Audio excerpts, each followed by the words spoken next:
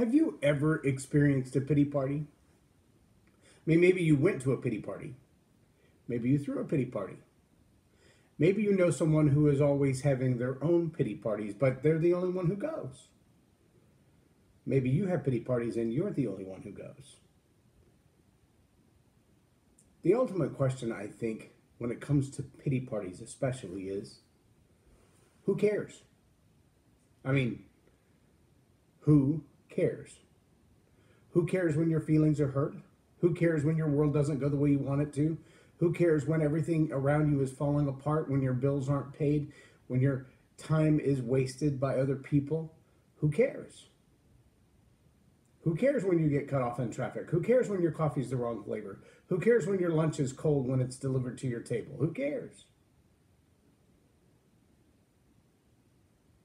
Now, as you think about that for a moment, you might come to the conclusion that, well, nobody does. Just me.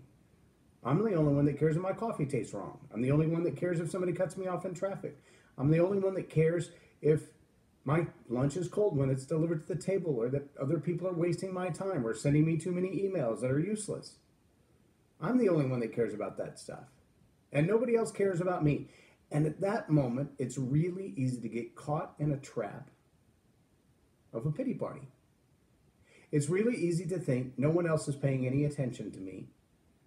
No one else cares what I have to say. No one else cares what I feel like. No one else cares what I think. And in that pity party, we dismiss one of the most powerful things that we have as individuals, as human beings. You know what that is? The capacity to care about someone else. See, the problem with a pity party is that it's only focused on me. I mean, do you go to someone else's pity party?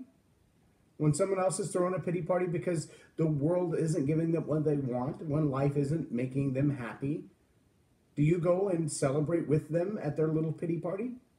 No, probably not. Why? Because the whole point of a pity party is it is focused on them. It's a selfish reaction to life. It's a way of saying, why am I not getting what I want, and not why is no one else as upset about me not getting what I want as I am? Now, if you've raised teenagers, as I have, pity parties come by the dozens. Mainly because as we grow up, we realize that the world doesn't revolve around us. There's an old Peanuts cartoon where Lucy is having a conversation with Charlie Brown, and Charlie Brown says, did you notice that the planets revolve around the sun once a year? And she said, wait, really? Around the sun? I thought they revolved around me. Well, while that's a great joke, it really is sad how many people live their lives with the expectation that the sun revolves around them, that the world revolves around them, that every decision that everyone makes is about them. And the challenge we have with that is it seems like a subtle problem, right? Until you see the epitome of selfishness. And it expresses itself in some really weird ways. You know, the old joke about attitude where the mother and daughter have been shopping all day and she goes into a store at the end of the day, and when she comes out, she turns to her daughter and she's like, oh my gosh, did you see the attitude that woman gave me in the store? And she says, no, Mom, you had that attitude when you went in the store. And so the problem we have when we have a who cares, pity party type of a mentality about our own life is that we, number one, influence other people to have the same kind of thing. Why? Because we're selfishly fighting for space and attention. We want the world to stop and notice us. We want the world to care about us. And everyone else does too. So when we step into that space, whether it's the grocery store, it's the department store, it's the line at Starbucks, wherever it is, and we have that selfish, it's all about me attitude, we cause that kind of attitude in other people because attitude is the only thing more contagious than a common cold. So if our attitude is about me, it's all about me, it's about focus on me, about what about my problems, about my feelings, then we project that onto other people. Here's the next problem with that, though. Not only do we project it on them in that they have to begin to fight for their own space and pull it back because you're taking it, but we also tell them you're not as important as me because it's all about my feelings. And so not only have we tried to take space from them, but we've simultaneously pushed them away from us by hurting them and telling them you're not as important as me. So now we're both fighting for the same space, we're both fighting for the same attention, we're both fighting for the same time, and neither one of us are winning. And so we just have more and more hurt feelings and more people who are deeply concerned that no one else cares about them. And the friction that causes in our society can be seen. Just watch a Black Friday shopping event. Yeah, that first Friday after Thanksgiving Day when everybody wants the greatest deals, and we've had fist fights and people nearly killed and people trampled nearly to death and items stolen and stores ransacked. Because it's all about me. I mean, who cares about me? Who cares about what I want for my kids for Christmas? Who cares about what deal I want? And then the number of times that you hear the backstories behind, well, they didn't really want 6 televisions. They just took 6 people with them to all get a television, and they all ended up in the pawn shop. Why would you do that kind of stuff? Well, because it's a selfish motive. We hear about the same kind of thing with road rage incidents, with driving. Who cares about me? I want my space. I want my lane. I don't want you in it. I don't want you ahead of me in traffic. I ride a motorcycle. It's a very big motorcycle. It has a lot of power. It's also very loud, so it doesn't sneak up on people. And I cannot tell you the number of times that I'll be just cruising down the highway at a normal speed, and the car in the lane next to me is kind of swerving a little bit on the road, and they're kind of not driving a steady speed, and I get up beside them and realize they're texting while they're driving, or they're scanning through their Facebook page while they're driving. I think, well, I don't really want to be driving beside them because they may come into my lane and knock me off my bike. I mean, what dents a car kills a motorcycle rider. That's a gigantic difference. So who cares? Well, I care enough to say, look, if you're going to drive with your Facebook in your hand or your text message in your hand, I'm going to get on down the road and get away from you. And inevitably, I'll start to accelerate to put some distance between me and the texting driver. And what do? They want to race. I remember talking to a girl one time who said, I don't care where I'm at in traffic. I do not want a motorcycle in front of me. I will go way over the speed limit to make sure that I stay in front of them. And I'm like, well, that's just not even logical. I mean, you drive a Hyundai Santa Fe. How fast do you think it can go? But the decision was pre-made. The selfishness to say, I don't want them in front of me. And when I asked her for her reason, she said, well, they crash. And when they do, they block up the whole highway, and I want to make sure that I stay in front of them. So if they're going to crash back there, at least they don't slow down my day. And I'm thinking, so you're going to get a guy on an extremely fast, extremely light, extremely agile motorcycle, and you're going to race him in your little tiny SUV so that you don't have to be behind him if he crashes. And yet the risk that you both run for crashing is higher when you're racing through traffic. Yeah, there's no logic in that. There's a lot of selfishness in that. There's a lot of what about me and who cares about me in that, but there's no logic. Now, how many times in your relationships do you act the same way? It's about me. Who cares about my feelings? Who cares about my wants? Who cares about my needs?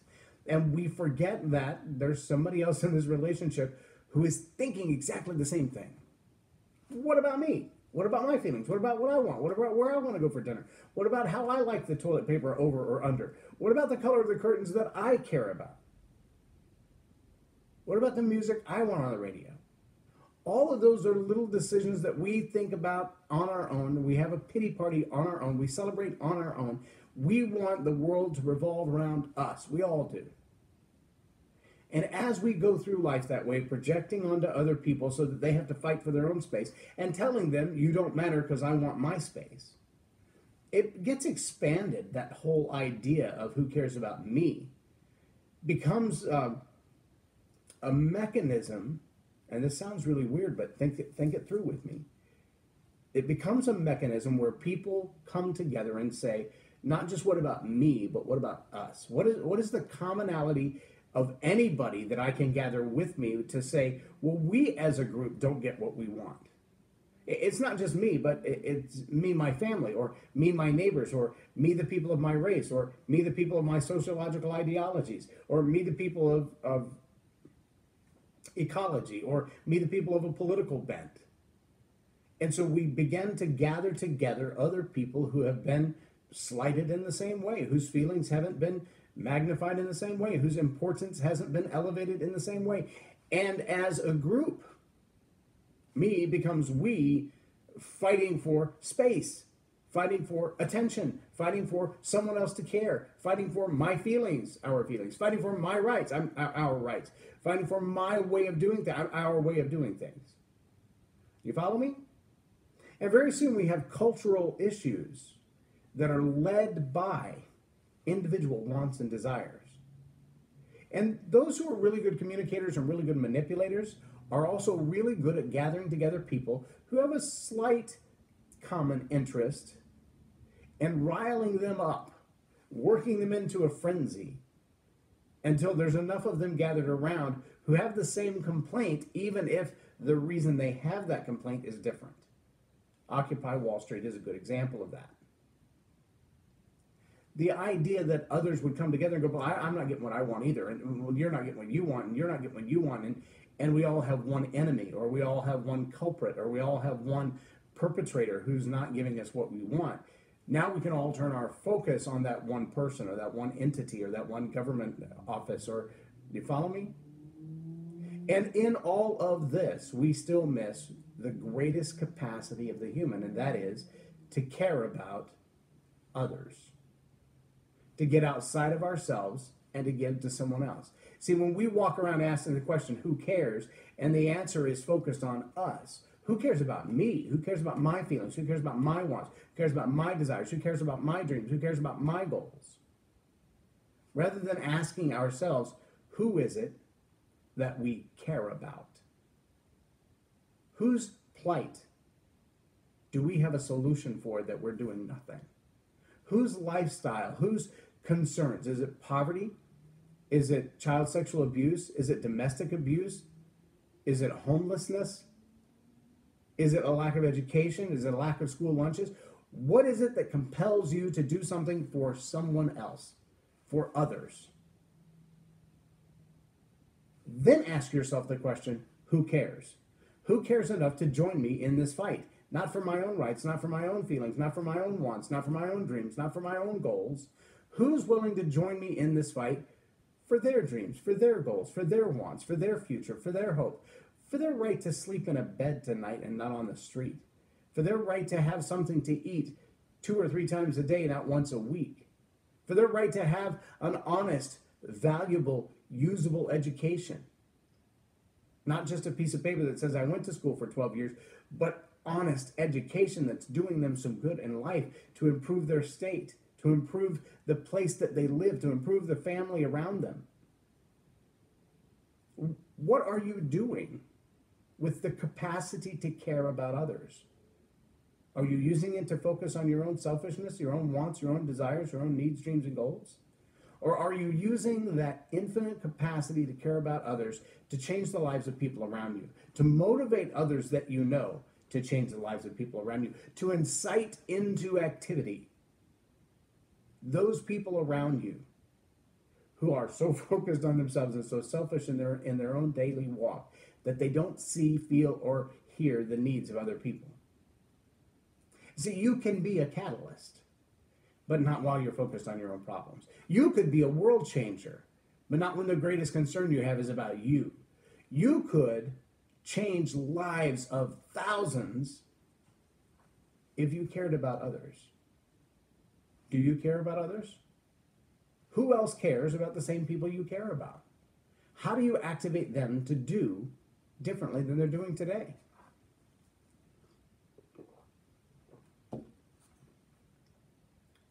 What will you do differently today when you ask the question, who cares?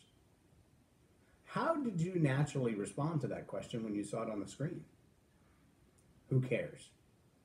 Did you think about yourself instantly and think, well, nobody cares about me. Nobody cares what I want. Nobody cares about my dreams. Nobody cares about where I want to go to lunch. If you instantly thought in that direction, if you instantly thought about yourself not getting what you want because no one else cares about you, take some time and ask the question from the other direction. That's my challenge for you today. I want you to write that question somewhere. Put it on a sticky note and put it in your car.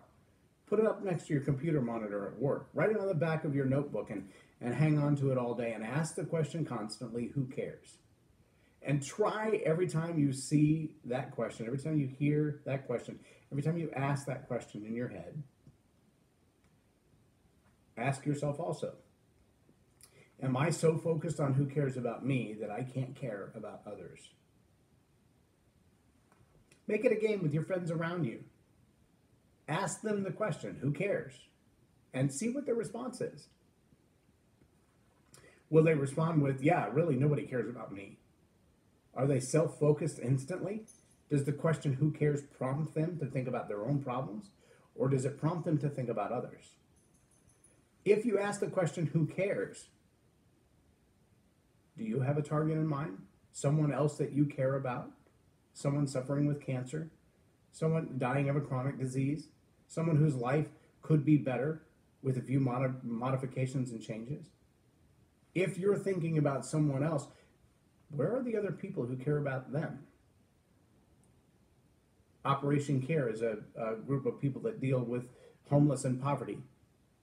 And every time I meet with them and meet with their advisory boards and meet with their board of directors, the one thing that I constantly hear is they're always looking for another way to help those who are in poverty, whether it's to help them find jobs, to help them get clothes, to plan a big event for Christmas time, to get them shoes, to get them sleeping bags, to get them Christmas gifts for their kids. They're constantly thinking outside of themselves. They seldom spend time, they do from time to time, but they seldom spend time asking the question, where will we get more money? They seldom spend time asking the question, what's going on in my individual life that everybody else needs to be worried about? While they do pray for each other. But almost every time I've met with that group, there's a strategy session about how do we help others? What do we do for others? How do we reach out for others? If you ask that question of yourself and the 5 people you hang out with, who cares? How do they react? Is it internally focused within the group, within the individual, within you? Do you look in the mirror and say, who cares, and then run through all the list of things in your life that it seems no one else cares about? Or when you hear the phrase, who cares, do you think about others who are suffering, who need your care? The greatest gift we have as human beings is the capacity to be concerned for others, to love others. My challenge for you today is to ask that question over and over and over again and see how many times you find yourself focused on yourself versus others. Who cares? Do you care? I'm J Loren Norris, and you've been watching Tell It Like It Is TV. Have a blessed day. Don't forget to subscribe. Crush that little subscribe button down there in the corner, whether you're watching on Facebook Live or YouTube Live. I'd love to know that you're getting these notifications every time the videos go out. If you would like to get them once a week in your email box, you can do that as well. You can go to Excellent Life Leadership and subscribe there, and you will actually receive these in your inbox once a week, all of the Monday through Friday links, so you can watch the whole week at one time if you'd like. And you can also get them on iTunes on podcast, and they will download to your phone for you, so you can watch or listen to them at any time that you'd like to. I'd love to keep in touch with you. Feel free to send me an email, comments, and share these videos, and I appreciate you being a part of my day.